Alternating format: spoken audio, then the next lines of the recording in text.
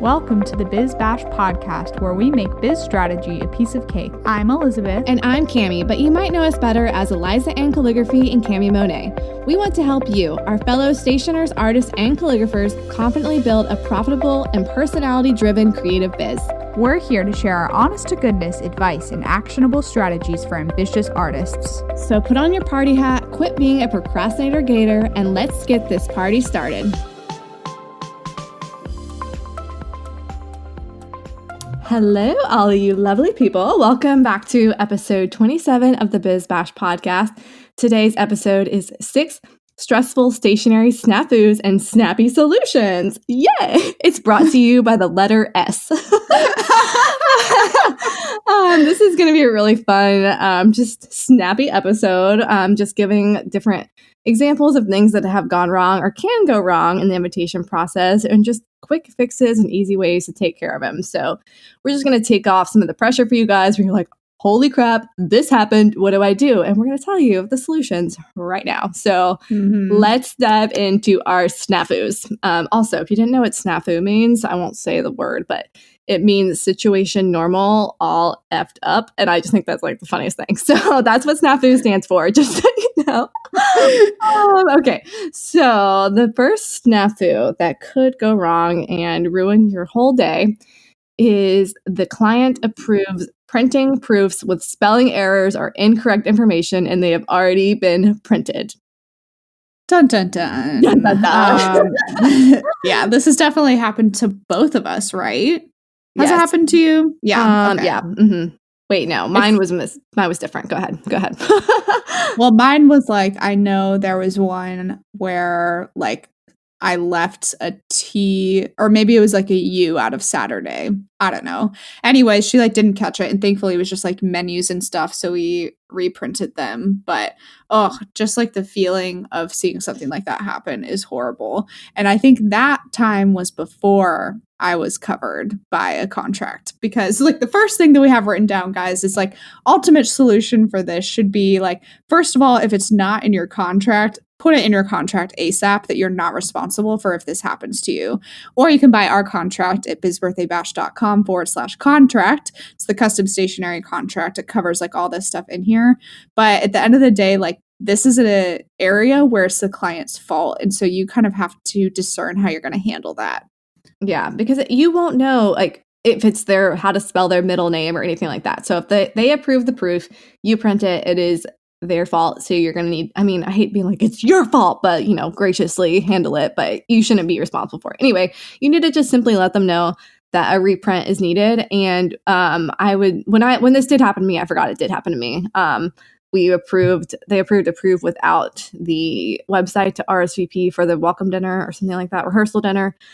So we needed to reprint them, and I just provided the reprint at pretty close to cost, because I just, there's no reason to charge full price when you've already done the design and everything. So I just, I still made a little bit of money on it to charge for my time, but I kept it to pretty close at cost for the reprint. So, you want to make it as easy as possible for your client to get the right thing, but just simply let them know like, hey, we're going to need to reprint this. Here's how much it costs. You don't have to like do all kinds of weird stuff and be like, I'm so sorry, but it's your fault. Just like be very clear about it. Just state the facts. That's like the biggest part of it is I think like as creatives, we get like really wound up. So we think it has to be this whole emotional thing, or we think we have to like bend over backwards and like apologize and do everything. But you're right. It's a simple fix where you say, hey, so-and-so client, I received the printing, or like I received the pieces today from the printer. It looks like you missed whatever word or phrase, etc., on the information. We're going to need a reprint for this if you so choose, and here's how much it costs. Like essentially what you said, like it only needs to be a couple sentences. It's like an informational email. It's not a journal entry. It's not a diary entry. But yeah, I had an issue where the client approved the proof, and then I accidentally printed the previous proof, but she caught it, thank goodness, like an idiot. So I just reprinted that at my own cost, because it was my fault. That wasn't her fault that I printed the wrong one, So yeah, so that one I just ate the cost of reprinting it, which was totally fine. I'm just really glad she caught it beforehand, and she wasn't like mad or anything. She's like, hey, just making sure, and I felt like an idiot, but it's okay. So You're not the only one that has done that, because I had a friend who printed a save the date file, and it was the file without the date on it. Oh, no. So people got, like, literally the guests, though, like, received the save the date without the date. And so she did this, like, she mailed really it. Oh my yeah, gosh. she did this really cute, like, fix card, though, which was really sweet. She, like, painted their pets and was like, "We're positively sorry," or something, that the That's save the so date didn't cute. have the date. They made, like, a little pun, and, like, they Yeah. resent something to cover it, but this kind of stuff, like, happens to all of us at one point, guys. It's, like, unavoidable that you will print something incorrectly, at some point, so brace yourself. I know. Gosh, it's the worst feeling ever. But yeah, if you do mail it out, which that's like worst case scenarios, that you print it incorrectly or they approve it wrong, and you mail it out, then if it's your fault, I would come up with a way to, yeah, like you said, another, like a solution card that's like, oh, here's the actual date. We're sorry, the cute little pun, make it adorable. And if it's their fault, then sometimes you just, like, if you misspell the name, or if they misspelled the name and sent it out, like, it would be, I don't know what I would do. I'm trying to think, like, how I would handle it if, like, her name was misspelled, but it was her fault and we sent it out. I don't think I would do anything. I think I'd be like, okay, well, at this point, it's been done and no one's going to really notice, hopefully. Yeah, You like, know? I sent out a save the date where the return address was wrong, but she Oh, approved yeah. the proof, and so I just said to her, I was like, "I'm really sorry, but, like, there's nothing we can do at this point, because there's literally no way I would have known otherwise that was incorrect," you know? Mm-hmm. Yeah. Like, obviously, I said it to her a lot nicer, but basically without reasoning, I just, like, I was like, "I'm sorry this happened. There's nothing we can do at this point." Yeah, exactly. And, like, if it was their name, I would reprint, like, something with their correct name, and just so they have an invitation with their correct name, but I would probably suggest not remailing stuff out. I don't know. That's probably how I would handle it. So, God, I thought these were going to be snappy solutions, and here we are just waxing poetically about all of them. So, Right. No, that's okay. We can move on to number 2, okay. which is the item you desperately need to order is out of stock, which Dun, is dun, dun. the worst feeling. I know. I feel like we're going to be like done after every one of these, but No, you it's have literally to. the worst feeling ever when this happens. This So has happened to me 3 times this week, okay? Like, oh my gosh. But here's the deal, you guys. I don't know if y'all realize this, but there's a lot of other vendors who offer the exact same product or something similar. So that should be your first step, is just looking at another source, because a lot of stationers don't realize that you can find the exact same envelope or whatever somewhere else. Like, there's 3 different online stores, right? Yeah. And if you have no idea who those sources are, then might I suggest the A to Z directory that we have. So it's bizbirthdaybash.com/directory to join. And it's literally a directory of, I think there's now like 300 different vendors on there for all types of envelopes, paper, invitation printing, acrylic, flat printing, letterpress, like anything you could possibly need. Or ribbon. So if something is out of stock from one vendor, you can just simply go down the list and find the next vendor till you find something that works.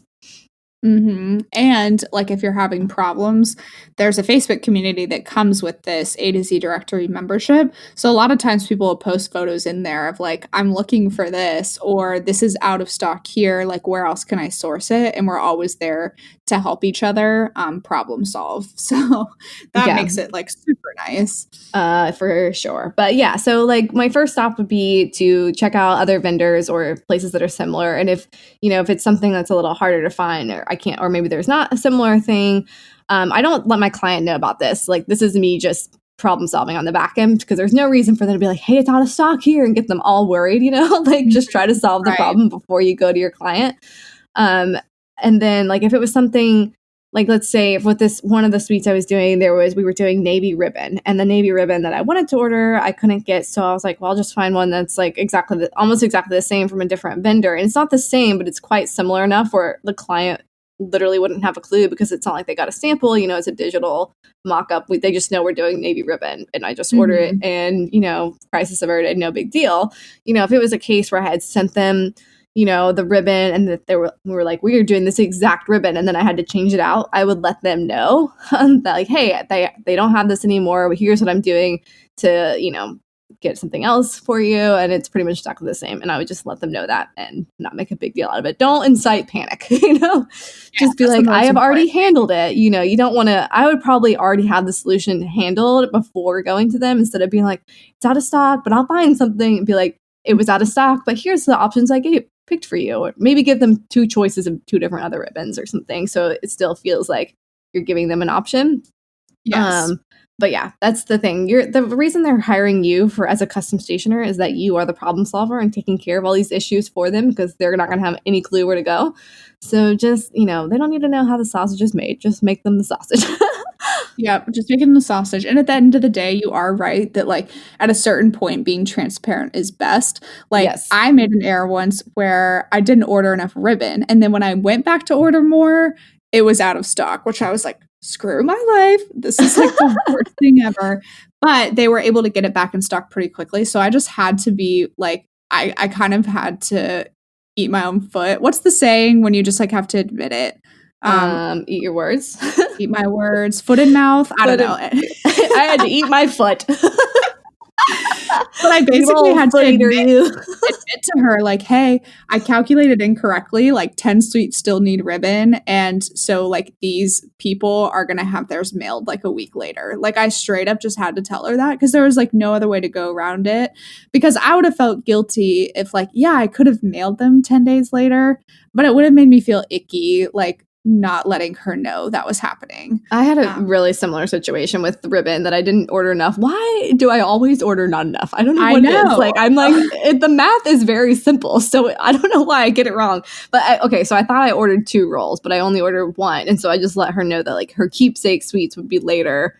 But all the guests, I needed like 2 more pieces of ribbon. Like, what an idiot. But it was fine, because it was like just her keepsake sweets, so we didn't need them to be out at a certain time. But I was just like, why am I so stupid when it comes to ribbon measuring? But yeah.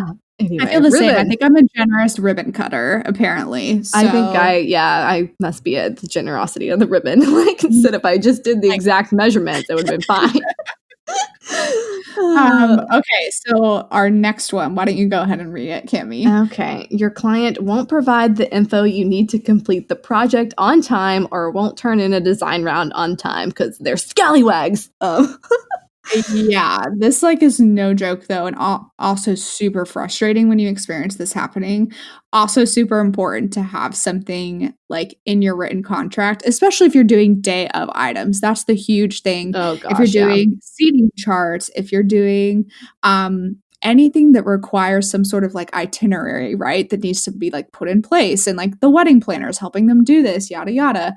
But like the biggest one I can think of is like those seating charts, and you have to have those names like by a certain amount of like weeks or days prior to the wedding for you to be able to complete your work on time. So part of the solution for this is like you need to give your client a super upfront timeline ahead of time that they need to be aware of, and they need to agree to it. So their signature needs to be on something, but then also that there should be some sort of like rush fee in place. Like if you don't make this deadline, you will pay like $200 more per day that you don't turn it in or whatever. Like it should be pretty severe in my opinion. I agree, because they're going to be scared, and then they'll want to actually get it to you on time. And the guys, even if you do have a crazy rush fee in place, like if you don't feel like you want to charge your client $800 for rush fee, you can still like make changes yourself. Just so you know, I needed that disclaimer for myself, where I was like, but I don't want to charge them $1,000.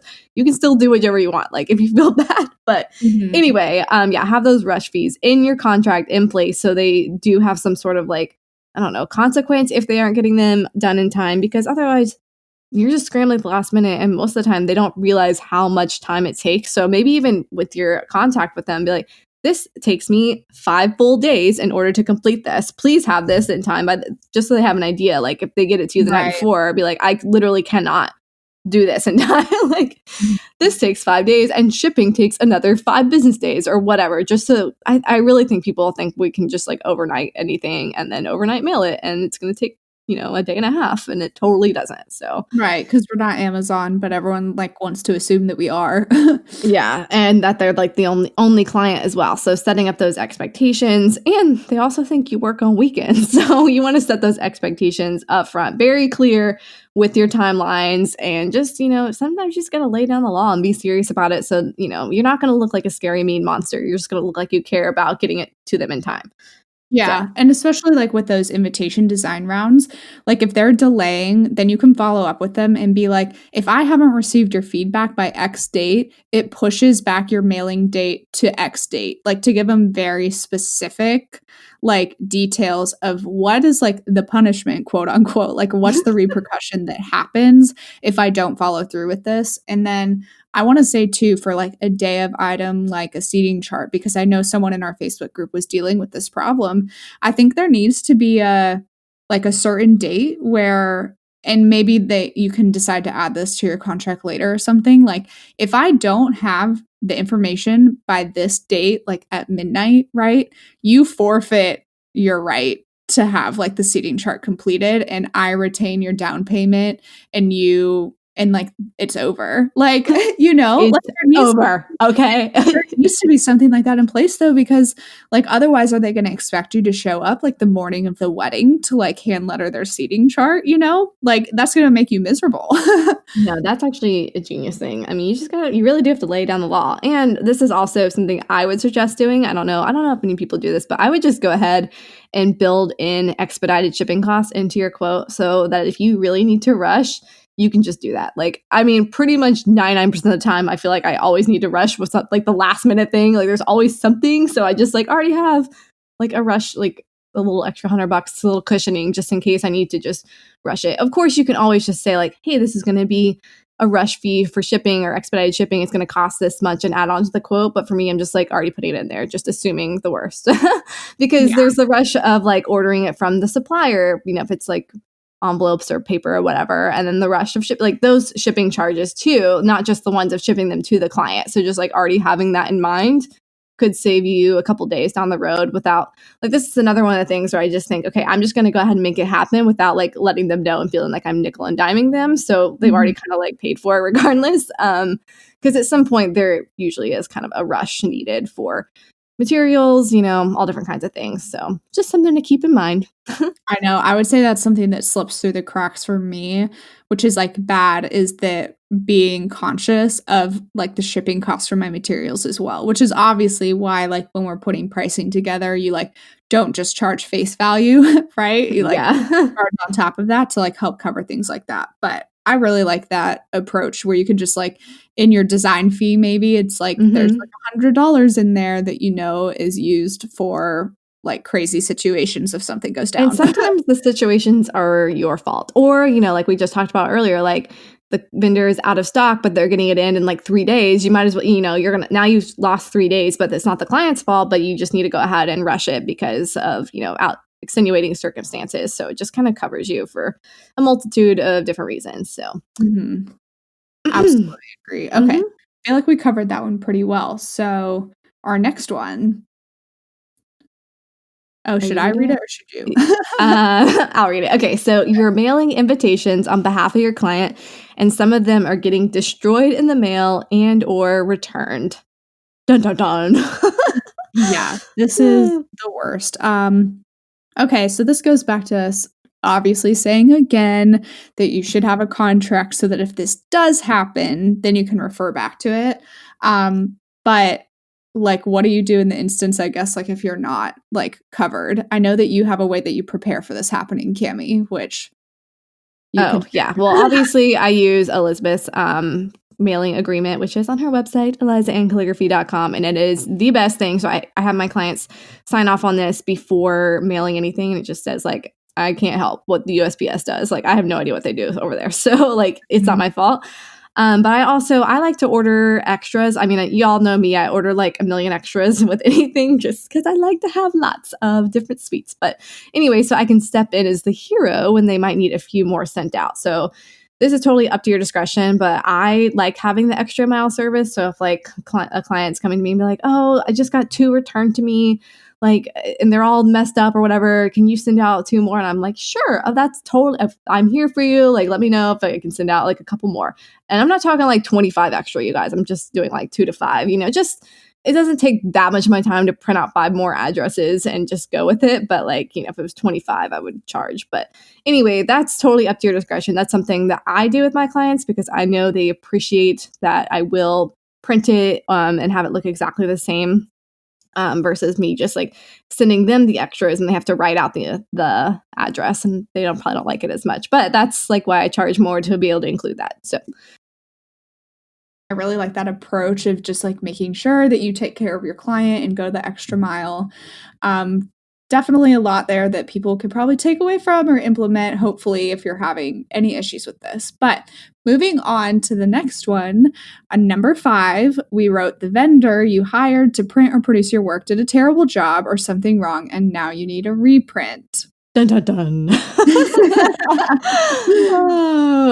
Yeah, I've had this happen quite a few times. So when this happens, I simply reach out to the vendor to find a solution because most of the time they're totally willing to work with you if it was a mistake on their end. If the color's like super wrong, maybe then we'll work with you. If they like, I've had a printer that printed a vertical card horizontally, or no, it was a horizontal card they printed vertically, so it only printed like half of it. It was really weird. So obviously it was totally their mistake. So I just reached out and they were able to reprint it and overnight it to me, which was fine.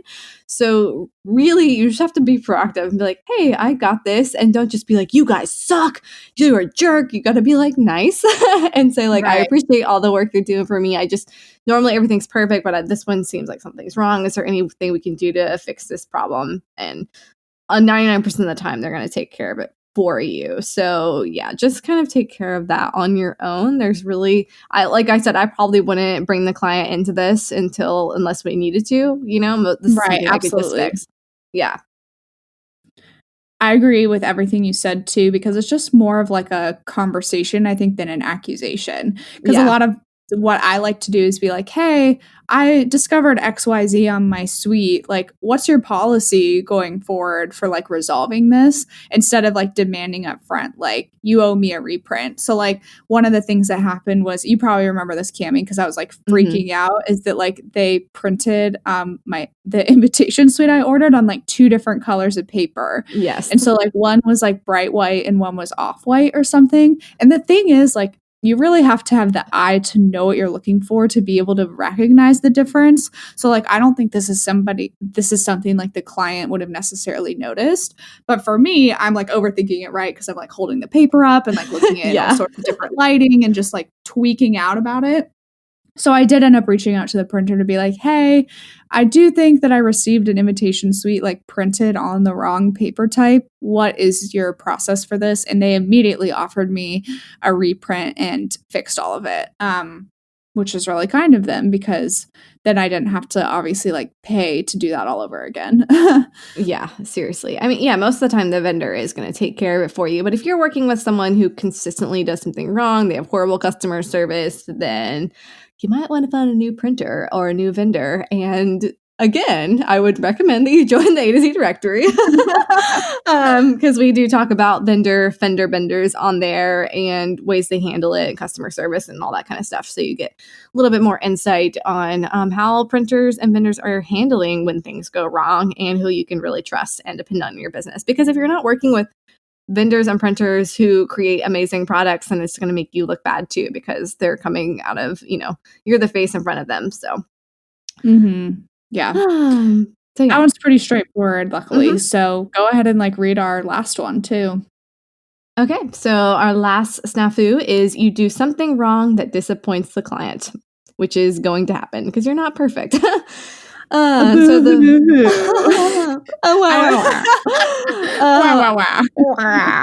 hate when you disappoint the client. So the first thing you gotta do is just gotta cry it out. You just let it out, okay?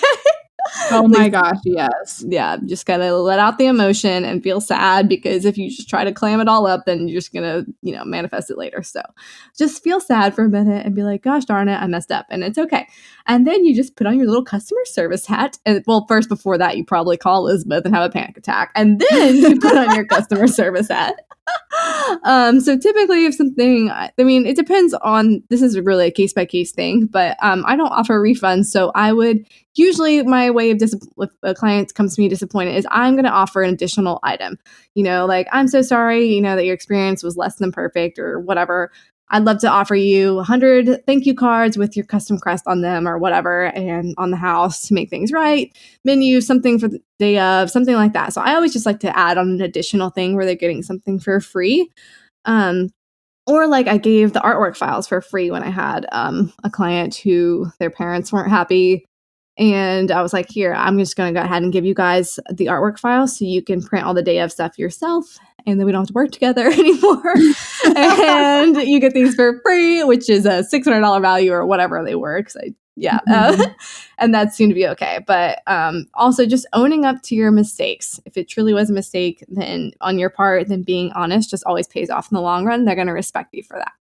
Yeah, I absolutely love the approach of not offering refunds. Like, that should never be your knee-jerk reaction to give somebody money back, because that's just not the correct solution, right? Because then you're like devaluing your time and the work that you did. And like, if they're standing there screaming for a refund, like, I don't know, it just becomes a whole thing. And I shipped an invitation suite to a client once and completely forgot to like ship them their RSVP envelopes. They were on my shelf in my office. They just didn't make it into the box. So I remember getting that email from my client and I was like, oh my God, the most simple thing. They were like literally right there and I forgot. And so that was a situation where I did the same thing as you, Cami. I was like, well, let me make you a wood sign with like a phrase of your choice on it. Whatever you guys want to have written, it's on me. Like, and then I'll send it out to you. And she actually even talked about that in her review that she left online. She was like, Elizabeth did make a mistake, but I was so like pleased with the way that she handled it for me, which I'm kind of like glad is like out there. I don't know. I definitely didn't mind that she included that in the review.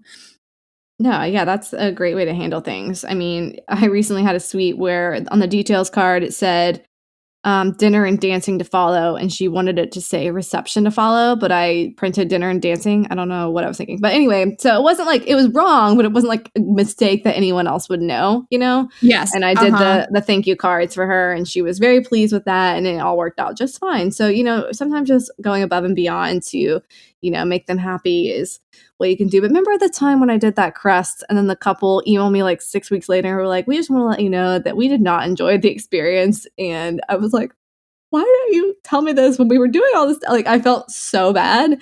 And then I offered them thank you cards.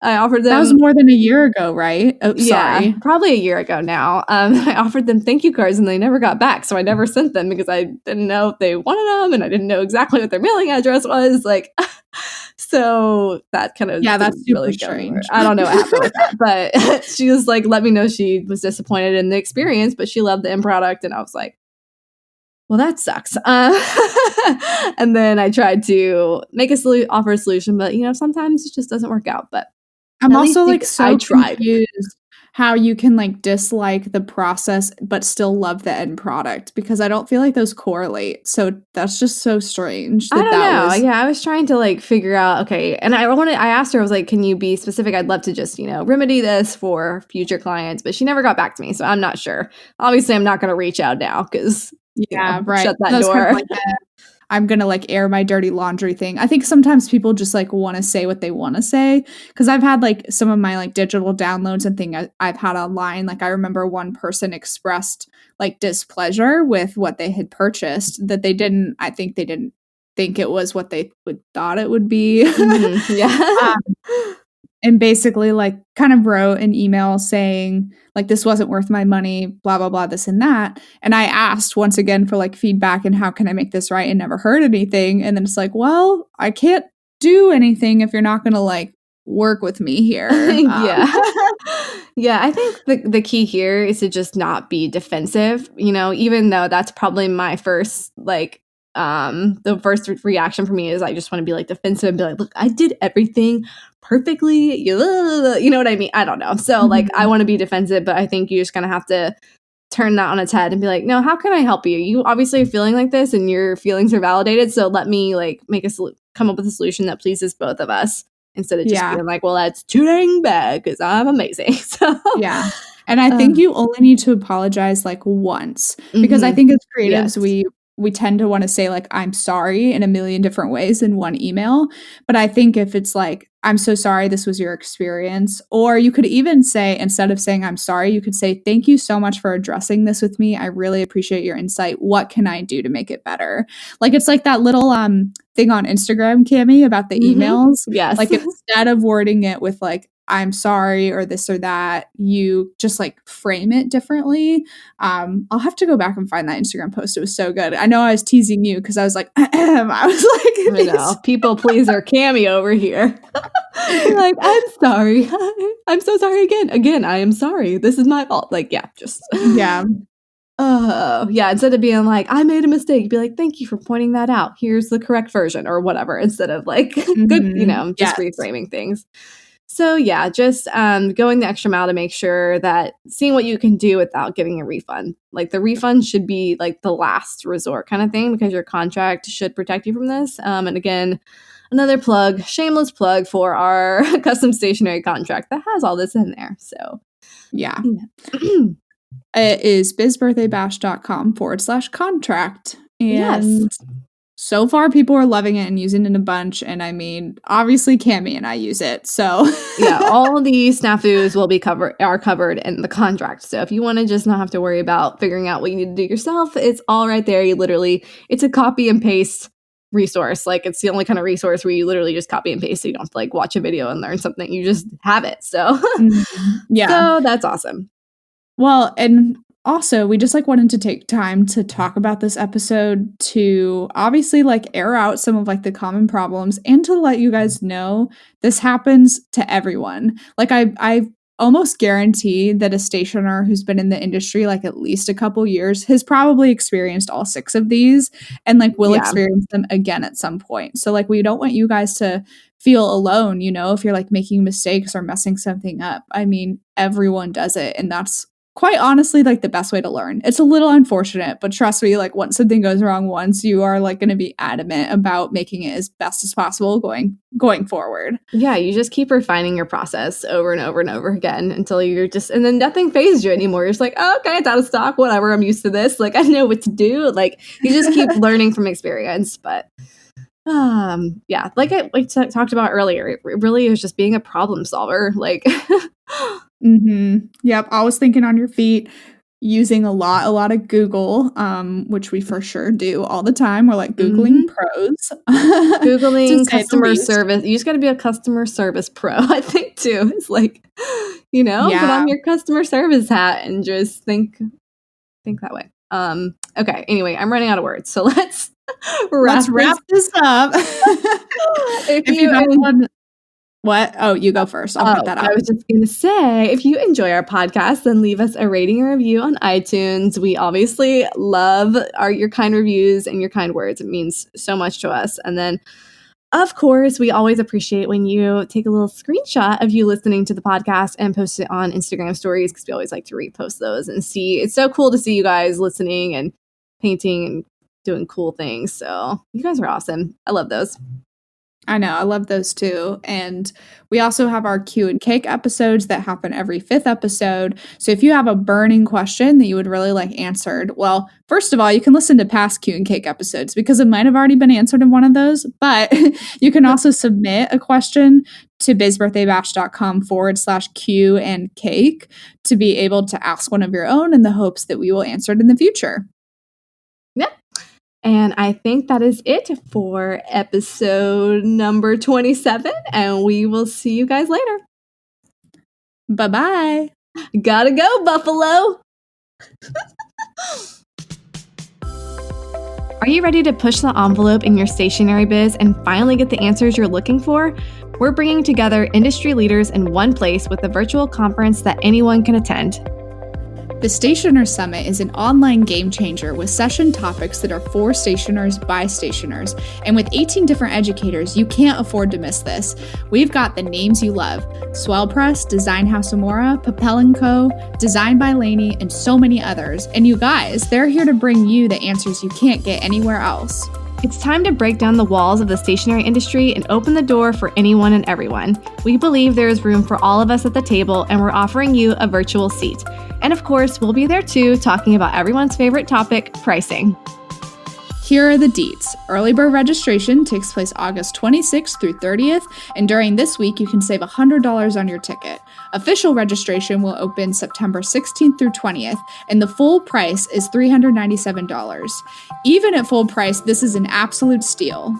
Get on the waiting list today at stationersummit.com.